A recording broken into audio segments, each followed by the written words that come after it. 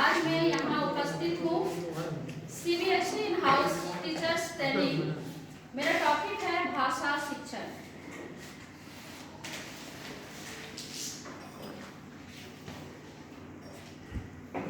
भाषा शिक्षण एक माध्यम है जिसकी सहायता से इस बात पर बल दिया जाता है कि बालक को किस प्रकार से पढ़ना लिखना सिखाया जाए, जिससे बालक भाषा के समय के साथ प्रयोग करना सीख सके।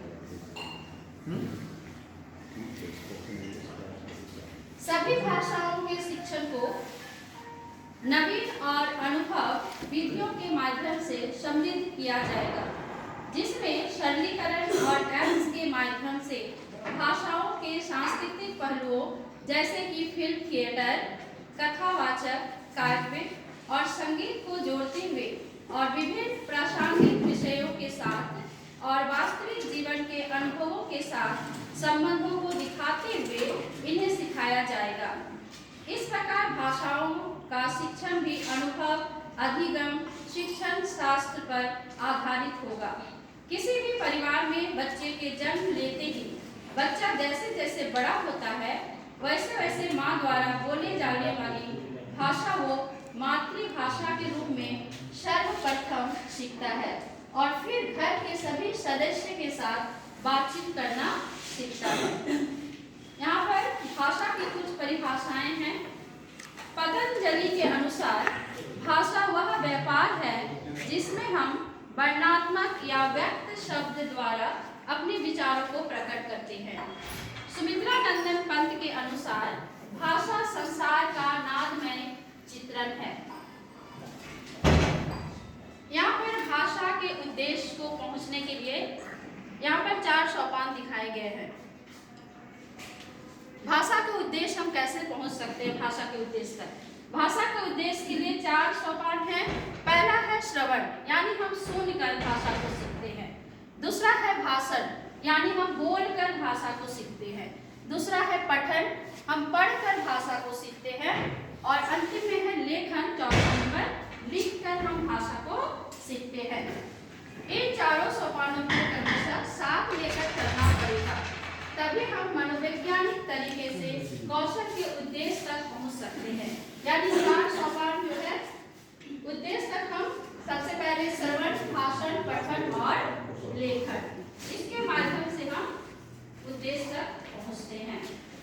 भाषा कौशल के सोपान जो हैं वो 2 जो है श्रवण और भाषण, यानी सुनकर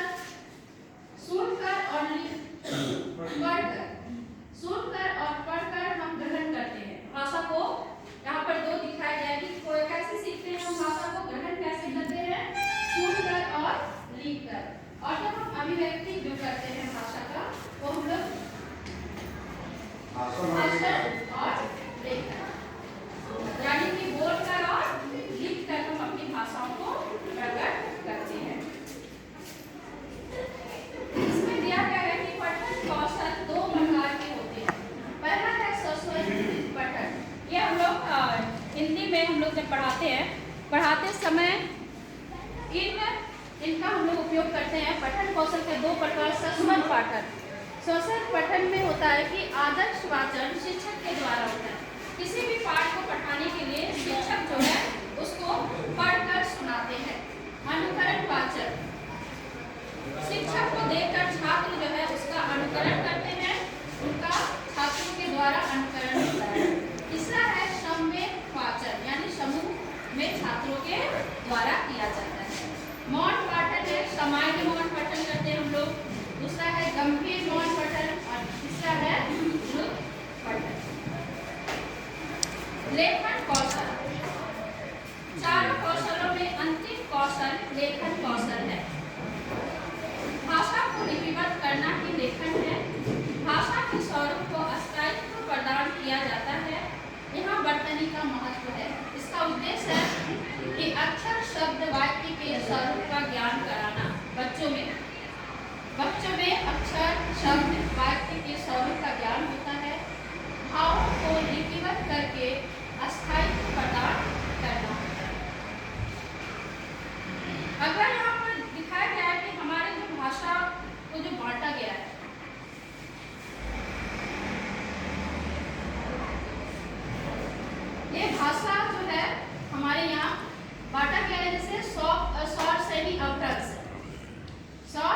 अपभ्रंश जो है उससे हमारे 3 पश्चिमी हिंदी व राजस्थानी और पहाड़ी 3 भागों में ये आया है बांटकर।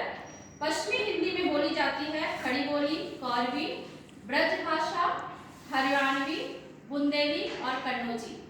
राजस्थानी में गढ़वाड़ी, मेवाती, जयपुरी, मालवी।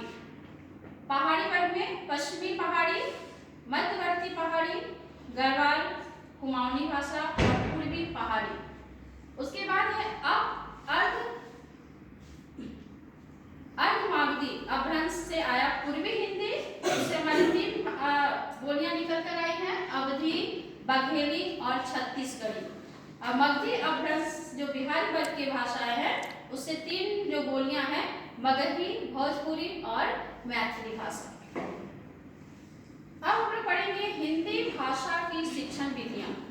कि हिंदी भाषा की शिक्षण विधियां एक शिक्षक छात्रों को पढ़ाने, ज्ञान प्रदान करने हेतु जो भी तरीके काम में लेता है वो सभी शिक्षण की विधियां कहलाती हैं। पहली जो विधि है अनुकरण की विधि, यानी बच्चे देखकर सीखते हैं। अनुकरण की विधि का प्रयोग भाषण एवं वाचन के द्वारा किया जाता है। इस विधि से छात्रों में लेखन का विकास एवं भाषण कौशल का विकास होता है। इस विधि द्वारा एक बालक पढ़ना लिखना अच्छे से उच्चारण करना सीखता है। शिक्षक बोल बोल कर शब्दों का उच्चारण छात्रों को करके सिखाता है और बालक उच्चारण का अनुकरण कर शब्द को बोलना सीखता है। यह बाल केंद्रित शिक्षण विधि है। यह विधि करके सीखने पर बल देती है। इस विधि का मुख्य उद्देश्य बालक को आत्मनिर्भर बनाना है। दूसरी विधि है हमारी प्रत्यक्ष विधि। इस विधि में बालक को बिना व्याकरण के नियमों का ज्ञान कराया जाता है, अर्थात भाषा के माध्यम से भाषा सिखाई जाती है।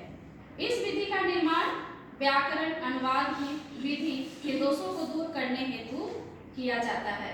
प्रत्यक्ष विधि में श्रव्य दृश्य सामग्री का प्रयोग किया जाता है, यानी हम क्लास में कोई भी वस्तु को लाकर बच्चों को दिखा सकते हैं और फिर इस विधि से हम पढ़ा सकते हैं, प्रयोग किया जाए। यह विधि प्राथमिक कक्षाओं में अत्यधिक उपयोग है।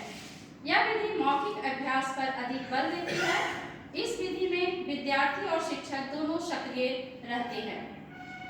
इस विधि में अधिक सुनने, मतलब दोष भी है इस विधि में। इस विधि में अधिक सुनने और बोलने पर बल दिया जाता है, किंतु लेखन और वाचन की अवहेलना की जाती है। छात्रों को शब्दावली का बहुत ही सीमित ज्ञान हो पाता है। इसे मौखिक वार्तालाप विधि के नाम से भी जाना जाता है। दूसरी विधि हमारी है व्याकरण विधि। इस विधि में मुख्य रूप से व्याकरण के नियमों का ज्ञान कराया जाता है। व्याकरण को हमेशा नियम द्वारा ही सीखा जा सकता है। इस विधि से छात्र स्वयं कर सकते हैं।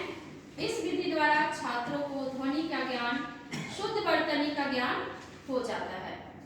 व्याकरण के ज्ञान से भाषा में कम अशुद्धियां उत्पन्न होती है। इसके भी दोष है। इसमें नियमों का अत्यधिक अभ्यास होता है, जिससे कक्षा में नीरसता आ जाती है। इस विधि के द्वारा छात्रों का प्राकृतिक रूप से विकास नहीं हो पाता है। यह विधि अरुचिकर होती है क्योंकि यह रटने पर जोर देती है। दूसरी है इकाई विधि। यह अध्ययन के लिए महत्वपूर्ण विधि है। इस विधि द्वारा अध्यापक दैनिक पाठ योजना का निर्माण करता है। यह विधि पूर्ण से अंश की ओर कार्य करती है। इस विधि में संपूर्ण विषय वस्तु को ध्यान में रखा जाता है। यह एक मनोवैज्ञानिक विधि है। इसमें जो अधिगम प्रक्रिया होती है वह व्यवस्थित होती है। यह विधि छात्रों को स्वयं अध्ययन करने के लिए प्रेरित करती है। व्यवहारिक ज्ञान के साथ साथ चिंतन शक्ति का विकास होता है। इस विधि में भी कुछ दोष है। इस विधि का मुख्य दोष है कि इसमें समय बहुत अधिक लगता है।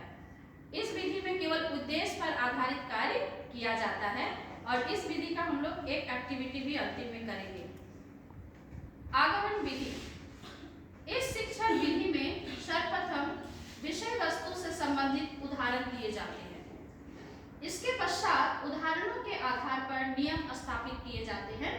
यह शिक्षण विधि छात्र केंद्रित विधि है जो विद्यार्थी को करके सीखने पर बल देती है। इसके भी दोष है, इस विधि के द्वारा हर विषयों का उदाहरणों द्वारा समझाकर नियम नहीं निकाले जा सकते। प्राथमिक कक्षाओं के बालक इस विधि को नहीं कर सकते हैं। यह विधि बहुत अधिक समय लेती है। उसके बाद है निगमन विधि। इस विधि को सूत्र प्रणाली एवं संश्लेषण के नाम से भी जाना जाता है। इस विधि में सर्वप्रथम विद्यार्थी को नियमों का ज्ञान दे दिया जाता है। इसके पश्चात उदाहरण देकर और नियमों को समझाया जाता है, अर्थात सर्वप्रथम नियम, उसके पश्चात और नियम को सत्यापित करने हेतु विभिन्न उदाहरण दिए जाते हैं। इस विधि को सिद्धांत प्रणाली भी कहा जाता है। यह विधि एक शिक्षक केंद्रित विधि कहलाती है। इसमें शिक्षक ही सारे नियम सिखाते हैं। इसके भी दोष है, इस विधि में नियमों एवं सिद्धांतों को रखना पड़ता है, जिसके परिणाम स्वरूप विद्यार्थी कक्षा में रुचि नहीं ले पाते हैं। निगमन विधि द्वारा बालकों की रचनात्मक ज्ञान का विकास नहीं हो पाता है। यह अपने स्वयं द्वारा ही नहीं सीख पाते हैं।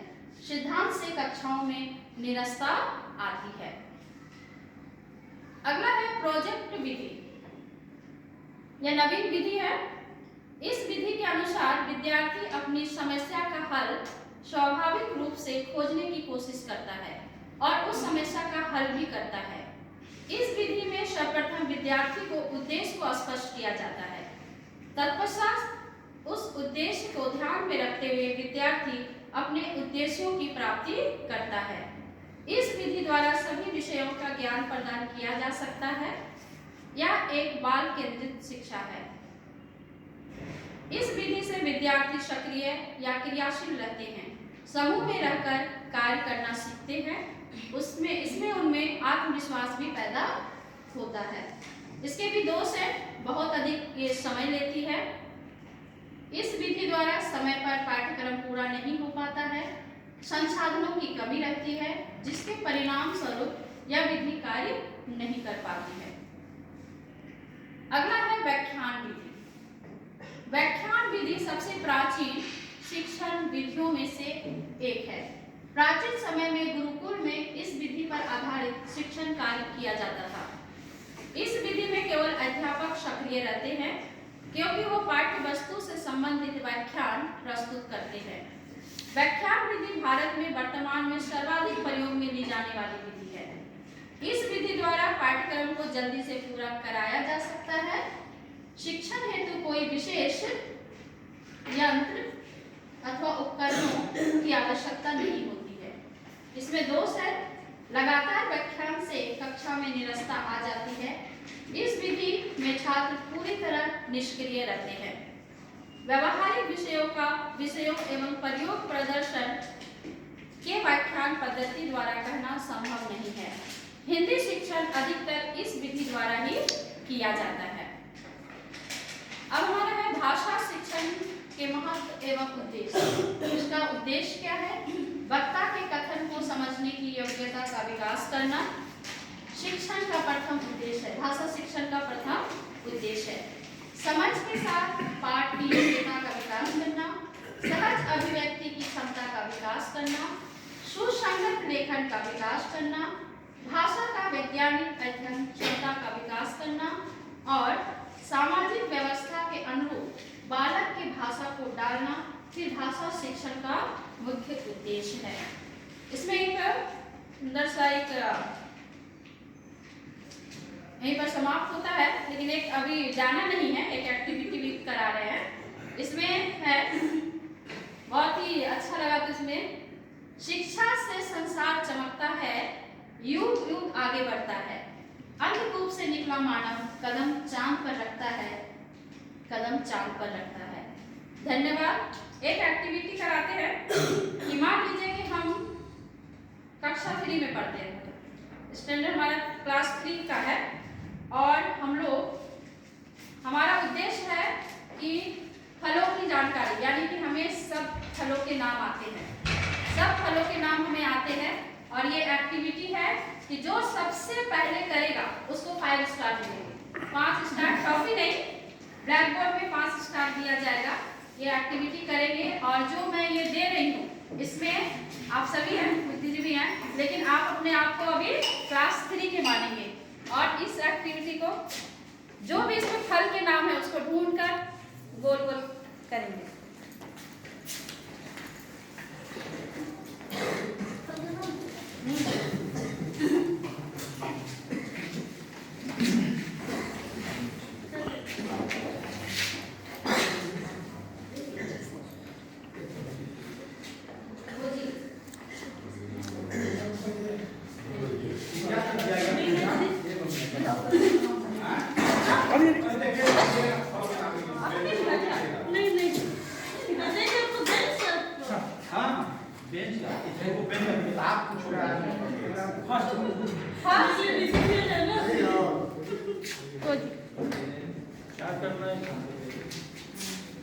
चलिए अब बाद अंतिम हम लोग प्रैक्टिस करेंगे।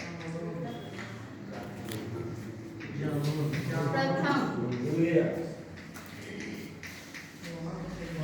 दीदी हम खोज लिए है ना? हाँ गिरवलधारी दीदी हम भी हम भी हो गए, हमारा हो गया, हो गया। खोजिए मेरा हो गया। दीदी हम सेकंड के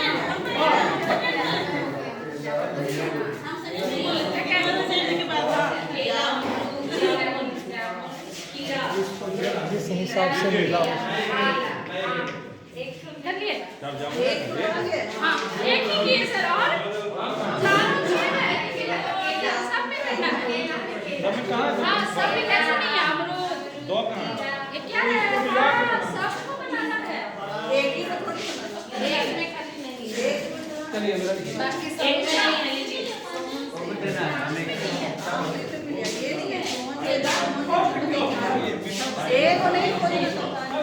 ये पाँचों में हाँ इसमें सेब है, सेब है।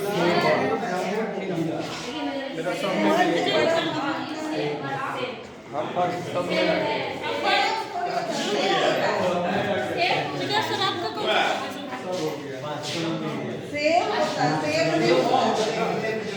सेब बहुत बहुत है, बहुत है, सेब नहीं बहुत है। पाँच गो तो हो गया। नहीं सेब हम लोग भोजपुरी में बहुत बोलते हैं।